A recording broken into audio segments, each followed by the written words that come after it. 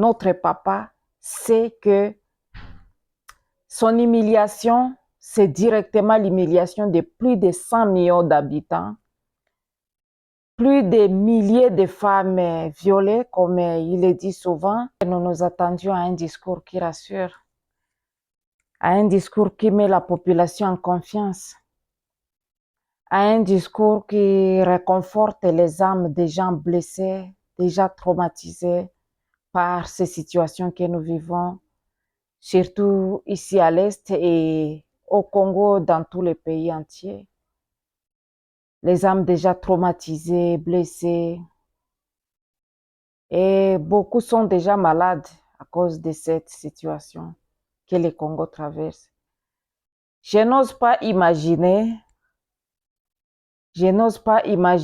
la morale des soldats qui sont au front aujourd'hui. S'ils ont écouté ce discours, vraiment c'est un discours décevant, un discours plein de désespoir, un discours qui ne donne pas la force, qui ne donne pas le courage. Et surtout, comme c'est un discours du papa, c'est un discours du chef, celui qui doit donner la morale, celui qui doit remonter à son peuple la morale, mais si ça peut être plein de désespoir, en tout cas, c'est vraiment décevant, mais quoi faire? Je me pose même la question si parfois nos dirigeants, notre papa, sait que son humiliation, c'est directement l'humiliation de plus de 100 millions d'habitants, plus de milliers de femmes violées, comme il le dit souvent, et qui s'attendait à ce qu'un papa parle avec assurance, ne supplie pas la pitié des gens, des autres présidents. En tout cas, c'est une déception. Espérons que ce n'est pas ce que les gens pensent qu'il voulait dire. Espérons que lui, connaissant peut-être la diplomatie, il sait ce que son discours va donner, mais franchement, le peuple, la population ne s'attendait pas à un discours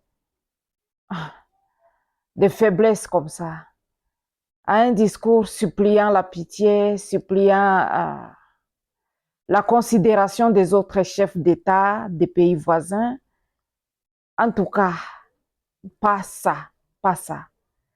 Vous savez, dans une famille, donc le pays, c'est comme une famille, exactement comme une famille. Dans une famille, quand le papa se montre vraiment pas déterminé, pas courageux, si on peut le dire comme ça, c'est la faiblesse à toute la famille. Et je pense que les enfants, s'ils sont au moins consciencieux, c'est à leur tour, c'est à eux de prouver au moins, peut-être que le papa était un peu malade, il souffrait peut-être, et c'est aux enfants de prendre courage, de se mettre debout et de prendre leur place.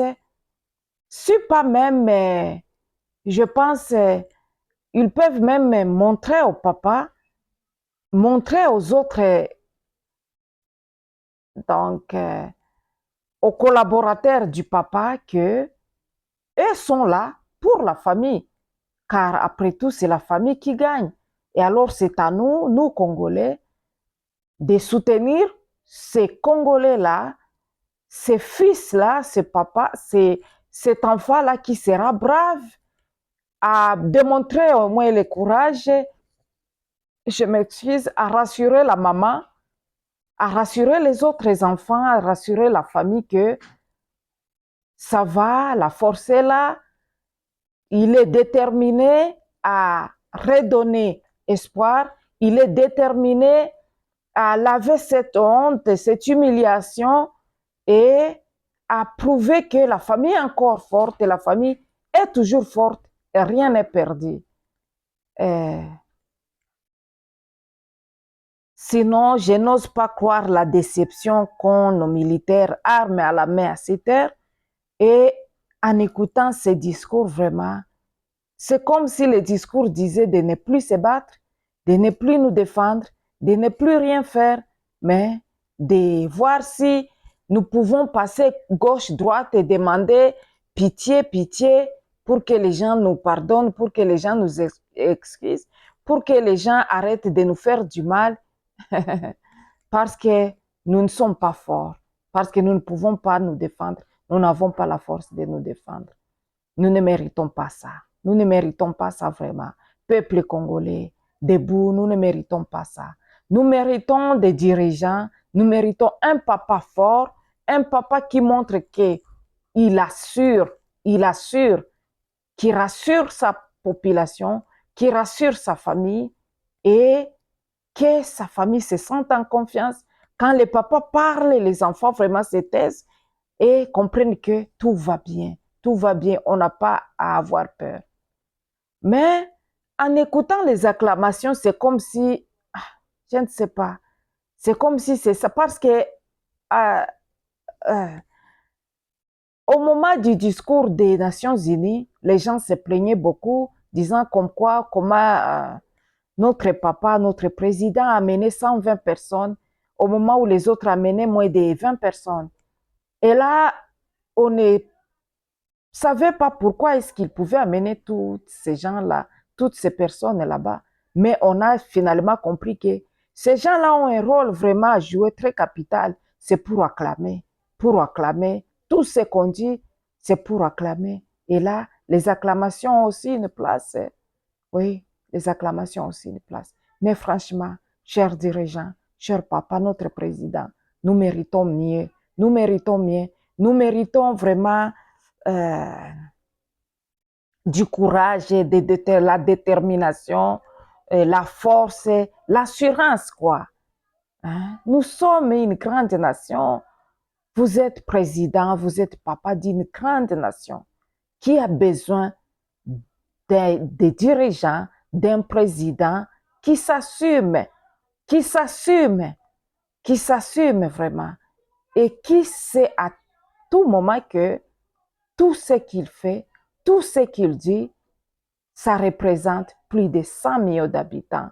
Ça représente une grande population meurtrie, traumatisée par des guerres à répétition et qui ont besoin de consolation, d'une assurance, d'un vrai papa. Vraiment,